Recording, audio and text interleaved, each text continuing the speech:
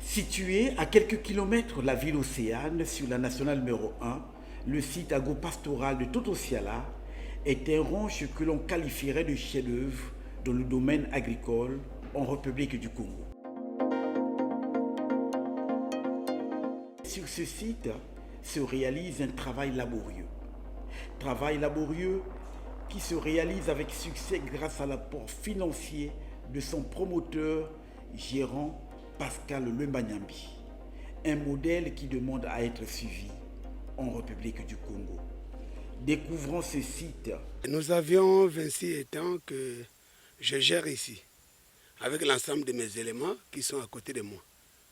Donc nous avons 15 étangs d'engraissement et 8 étangs de pré-grossissement, plus 3 étangs l'alvenage. Donc pour le moment, nous avons 6 tonnes de poissons à vendre.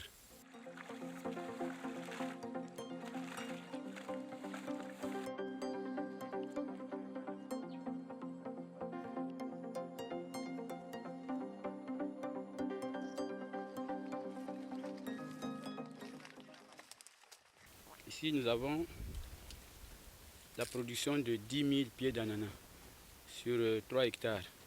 Ça a une bonne production.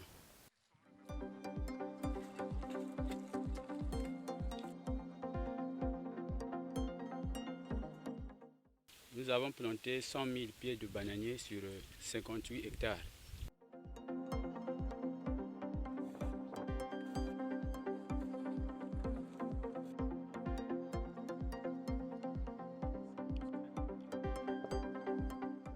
Nous avons ici un espace de 20 hectares divisé en 4 blocs. Il y a le bloc des agrumes sur 5 hectares et le reste c'est des safoutiers, c'est des manguiers et des avocatiers. Nous évoluons sur un espace de 20 hectares. Sur cet espace de 20 hectares des arbres fruitiers, nous avons au total 3254 pieds déjà mis en place que nous suivons.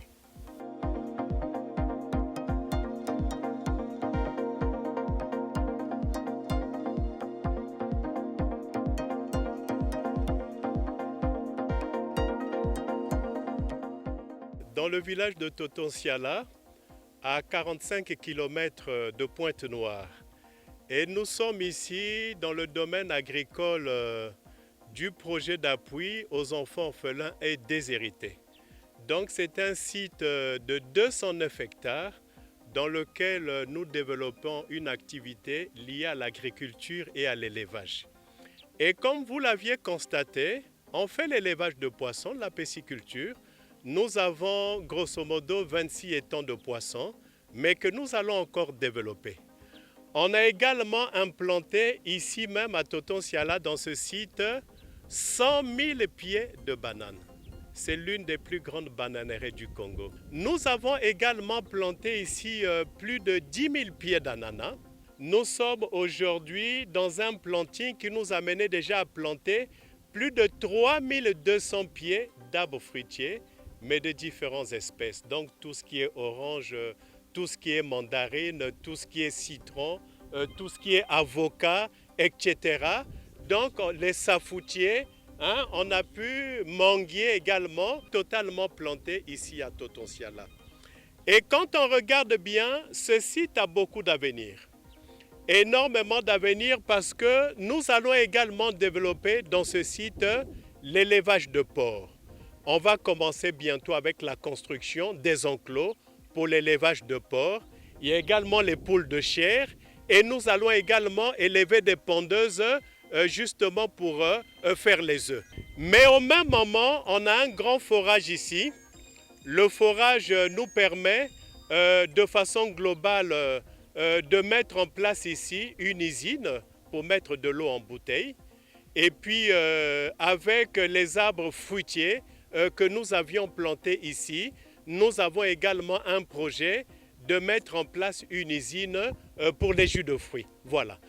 Pour parler concrètement, pour l'année 2022, nous envisageons pour ce site un chiffre d'affaires de près de 800 millions de francs CFA. Et année après année, nous allons travailler dur pour augmenter ce chiffre d'affaires année après année d'environ 30%. Mais pour atteindre nos objectifs, on a encore besoin de se faire accompagner pendant à peu près 6 mois. Pendant 6 mois pour ce site, on a besoin d'un budget mensuel à peu près de 5 millions. Les 5 millions nous permettront tous les mois de faire les salaires parce qu'on a 23 personnes qui travaillent ici en permanence. Donc les salaires, avec les 5 millions, nous pouvons commencer dans l'investissement pour construire les enclos pour l'élevage des porcs, mais également l'élevage de poulets de chair. Et donc dans les 5 millions, nous avons non seulement l'investissement, les salaires, mais on a également le fonctionnement pour l'entretien du site. Voilà. Et donc, comme je l'ai dit tout à l'heure, on a des projets nobles pour ce site, mais qui demandent à être soutenus, qui demandent à être accompagnés. Et donc, c'est encore un budget, grosso modo, pour 6 mois, de 30 millions dont on a besoin.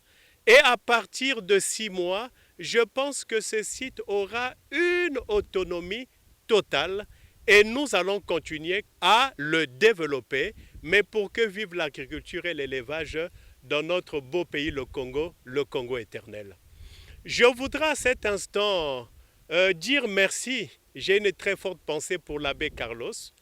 Il a eu une très bonne inspiration. C'est lui qui a eu l'idée. Voilà, c'est lui qui nous a appris à faire tout ce que nous sommes en train de faire.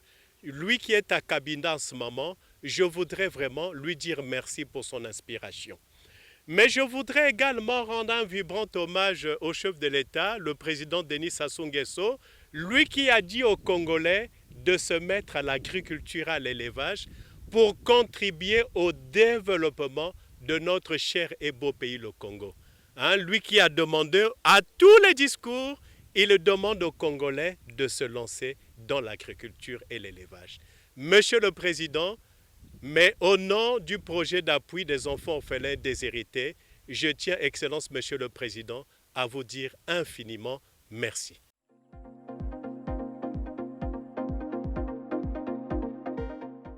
C'était la découverte du site agropastoral de 209 hectares ce 19 novembre 2021.